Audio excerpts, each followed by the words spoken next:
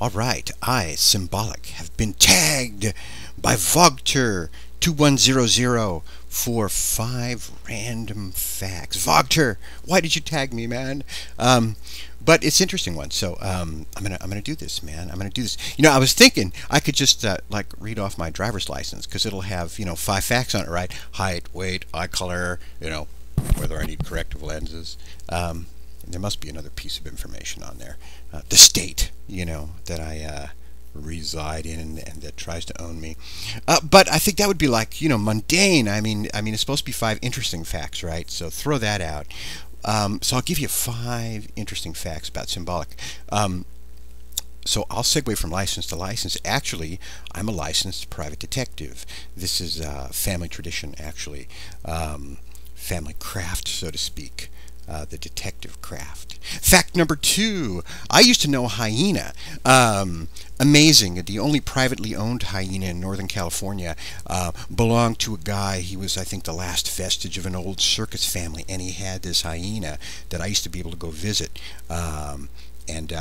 This thing was amazing, man. When this thing wanted to be scratched, it would slam its body up against the cage, and you had to, scratch it. It was incredibly strong, and I would scratch it, but I would keep my eye on its muzzle the whole time. The thing was incredibly powerful. It used to like me. It used to yawn 5 times when it saw me. They're nocturnal, and I guess they signify how close a relationship they have with you by the number of yawns. A stranger, they acknowledge you, you get 1 yawn.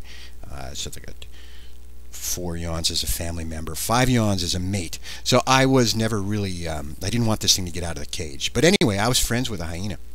I snuck into Stonehenge once on a full moon night back in the late 70s. That was really interesting. Whole long story there. Fact number 4. Are we on 4? Yes.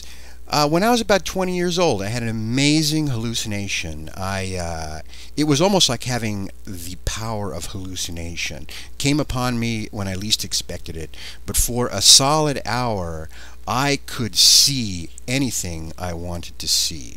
I could turn, in fact, I did turn the carpet into an ocean.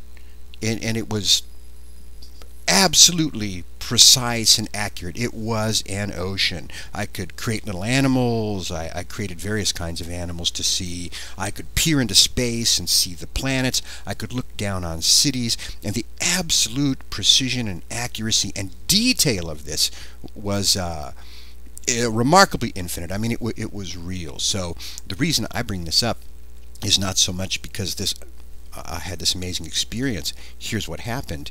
After I had done things and looked at things for about 45 minutes, I ran out of ideas. I ran out of ideas of what to look at. Here I was with this incredible, rare gift that hadn't happened before since to me, and I simply ran out of ideas while the ability eventually just faded away. So ever since that time, I have been poignantly driven to always keep my mind as creative as possible and always to keep the fluidity of ideas current and to have ideas, always new ideas, always fresh ideas, always creative ideas as much as possible, because that was the indelible stamp that experience left on me, aside from also teaching me that the brain can call up entire worlds in absolute accuracy, which kind of segues into my point number 5.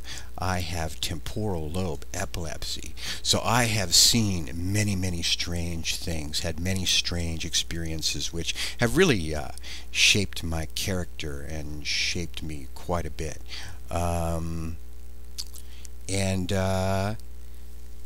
That's the story. It's also one reason that I can't use my driver's license. So segueing back to the driver's license, those are 5 random facts about Cimbolic.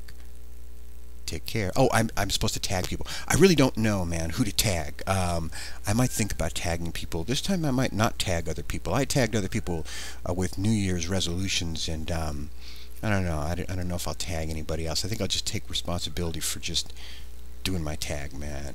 Thanks for thinking of me, buddy. Take care. Bye.